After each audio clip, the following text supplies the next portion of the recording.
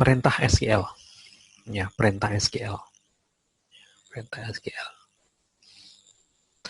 Perintah SQL ya, itu dibagi menjadi 3. Yang pertama adalah Data Definition Language ya, atau DDL. Kemudian yang kedua Data Manipulation Language atau DML. Kemudian Data Control Language atau DCL. Gitu. Oke, kita akan bicara dulu untuk DDL, Data Definition Language. Dari namanya di sini DDL, Data Definition Language, itu adalah perintah yang kita gunakan untuk mendefinisikan objek-objek database, gitu. Ya. Jadi kalau kita mempunyai sebuah database di server, atau sebetulnya tidak harus di server ya, kita sekarang mempunyai sebuah database, maka database itu dapat kita berikan perintah SQL ya, atau struktur query language. Struktur query language ini adalah sebuah bahasa baku untuk untuk berkomunikasi dengan sebuah database. Hampir semua database sekarang itu mendukung perintah SQL. Ya, perintah SQL. Nah, perintah SQL ini dasarnya ya, untuk perintah-perintah dasar itu sama. Saudara dengan Fox Pro, dengan apa namanya, dengan MySQL, dengan Oracle, dengan Postgres, dan lain sebagainya. Kalau cuma menggunakan perintah-perintah dasar SQL, itu perintahnya sama. Maka saudara harus belajar SQL. Ini lebih detail nanti. Nah, tetapi kalau saudara sudah detail penggunaan operasi atau penggunaan perintah-perintah SQL ini yang nanti melibatkan fungsi ataupun prosedur, maka nanti jadi bisa lebih spesifik. Jadi kalau sudah menggunakan perintah di Foxrow, ya berarti nanti nggak bisa diterapkan di MySQL. Kalau sudah menggunakan fungsi di MySQL, ya nggak bisa diterapkan di Oracle. Kalau sudah menggunakan fungsi di Oracle, ya sudah nggak bisa diterapkan di bahasa di database server yang lain. Gitu. Tapi selama masih menggunakan perintah-perintah dasar, itu masih sama. Ini masih sama. Jadi perintah yang namanya perintah membuat itu ya semuanya dengan perintah create nanti misalkan ya. Di Foxpro ya create, di MySQL ya create, di Oracle ya create gitu. Untuk perintah query ya semuanya menggunakan perintah select gitu. Tapi kalau nanti sudah detail, sudah sudah penggunaan fungsi-fungsi yang spesifik, nanti bisa lebih khusus lagi. Oke. Perintah DLL adalah perintah untuk melakukan pendefinisian objek dalam sebuah database. Nah, objek-objek yang dikenal dalam operasi ini bisa database, ya, bisa tabel, bisa indeks. Ya. Jadi kita bisa membuat database, bisa membuat tabel, bisa membuat indeks dengan operasi SQL yang kita sebut sebagai atau yang kita kelompokkan dengan DDL tadi. Nah, jenis perintah yang termasuk dalam kategori DDL ini adalah perintah create, perintah alter, perintah drop, perintah rename. Create ini adalah perintah untuk membuat, alter di sini untuk mengedit, drop untuk menghapus, rename untuk mengganti nama. Gitu. Itu ya. Jadi jenis perintah DDL itu ini. Oke, kita lihat lebih detail ya, lebih detail. Perintah create. Perintah create adalah yang dimulai dengan create, yaitu perintah untuk mendefinisikan atau perintah untuk membuat. Perintah ini lebih banyak digunakan saat pembuatan database, walaupun tidak jarang juga digunakan untuk membuat tabel-tabel temporer. Jadi perintah create ini kebanyakan itu kita gunakan pada saat kita membuat database. Kalau database sudah dibuat, kan nggak mungkin kita beri create lagi kan gitu kan. Nggak mungkin create lagi. Jadi untuk perintah create itu biasanya ya jarang kita gunakan. Jadi pertama kali saja saat kita bikin gitu. Tapi juga kalau saudara nanti membuat sebuah tabel-tabel yang sifatnya temporer, maka perintah grid ini kadang juga kita gunakan pada saat jalannya program gitu. Tapi itu apa namanya tergantung program mau menggunakan tabel temporer atau tidak gitu.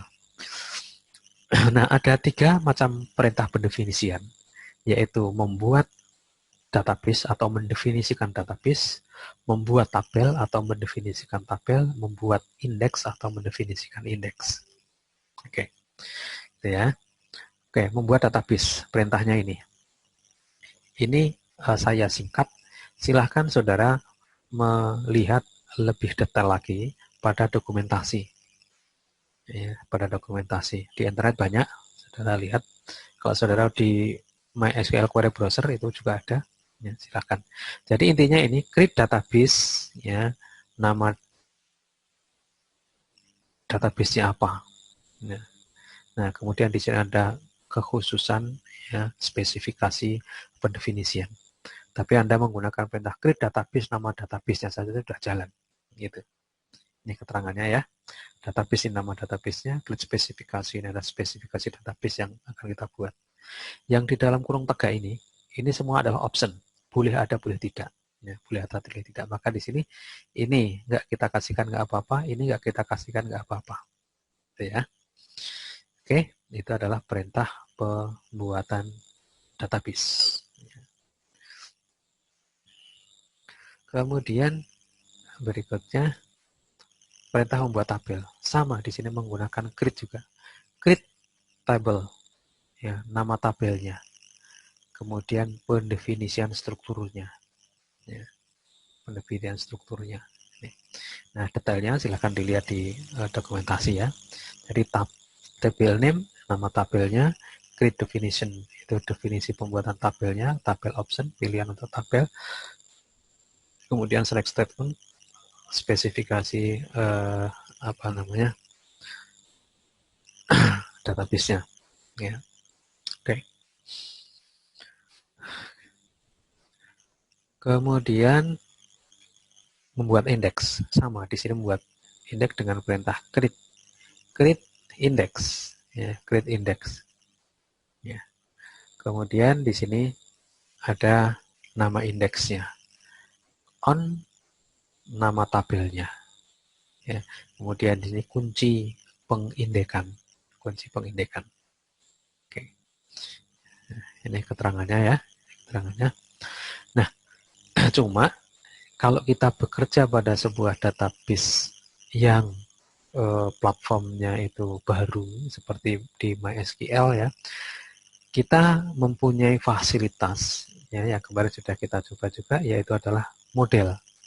Nah, dari model ini saudara sebetulnya bisa langsung mengenerate perintah-perintah pembuatannya ya. Perintah-perintah grid-nya ini dapat kita generate nanti. Nanti akan kita praktekkan ya. Jadi bagi yang mengambil yang tidak mengambil praktikum silahkan aja ikut nanti, karena nanti kita akan praktekkan yang ini biar lebih paham ya. Kemudian ini terkait dengan pembuatan ya. Ya, kemudian perintah yang kedua alter. Perintah alter digunakan untuk mengubah pendefinisian ya, atau update pendefinisian ya. Jadi kalau kita akan mengubah pendefinisian tabel, ya berarti kita pakai alter tabel gitu. Harap hati-hati jika database telah ada datanya. Karena apa? Karena nanti akan mempengaruhi data. Berhasil tidaknya nanti akan mempengaruhi data. Kalau datanya tidak mendukung perubahan, maka perintah alter biasa nanti ditolak. Ya, perintah alter nanti akan gagal kalau datanya tidak mendukung perubahan itu. Ya, gitu. Ada 3 macam perintah pengeditan ya. Pengeditan dua ya. Mengedit pendefinisian database, mengedit pendefinisian tabel.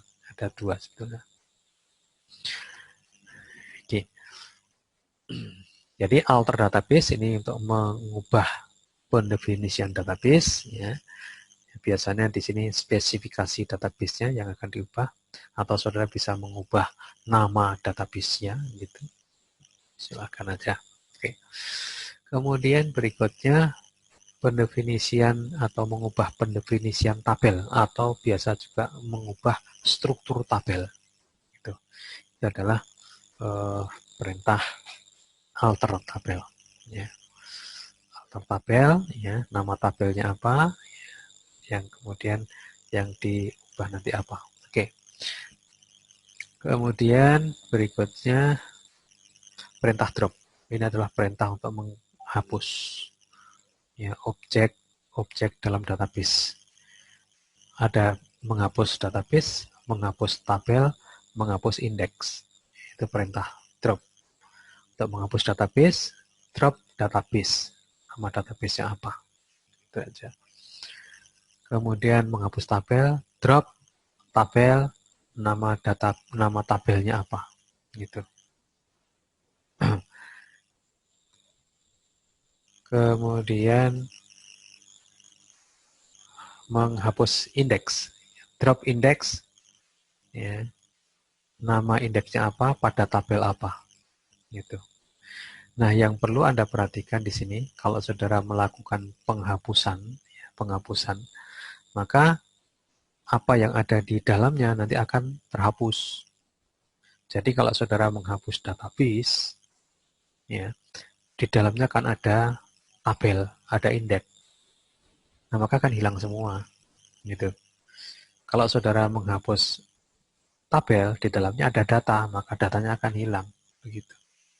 Nah, jadi Anda harus berhati-hati kalau kita akan melakukan penghapusan dengan perintah drop tadi, gitu ya. Oke. Nah, kemudian yang terakhir perintah rename tabel. Perintah mengganti nama tabel. Rename tabel, ya, nama tabelnya yang lama apa, kemudian yang baru apa. Udah, itu aja. Langsung kita eksekusi nanti. Oke ya.